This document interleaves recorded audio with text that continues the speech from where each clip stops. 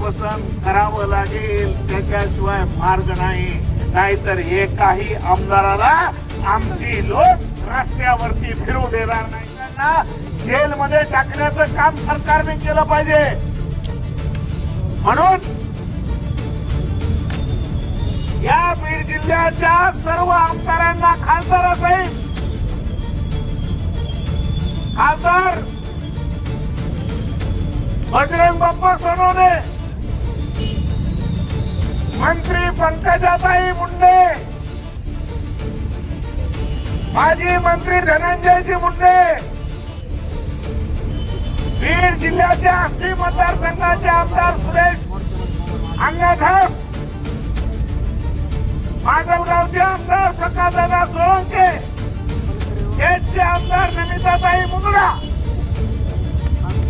बीडचे आमदार संदीप भैया क्षीरसागर आणि गेवराईचे आमदार विजयसिंह राजे पंडित, या सगळ्या आमदारांना आणि खासदारांना माझी विनंती आहे, आव्हान आहे, माझं आव्हान आहे की तुमच्या घरात सुद्धा लेकी बाळी आहेत. या लेकी बाळीचा विचार करा आणि सरकारकडे मागणी करा.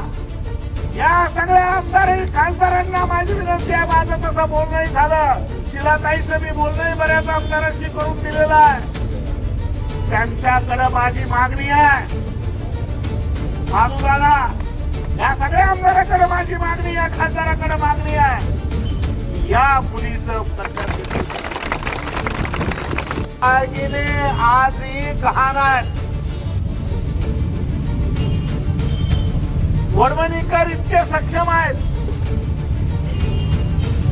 की वडवणीकर हे 2.5 लाखाचे सोनं किंवा दागिने सोडून देण्याची हमी या सगळ्या नेत्यांनी मला दिलेली आहे. आणि काही गरज लागली तर मी त्याच्यामध्ये भर टाकेन स्वतःहून.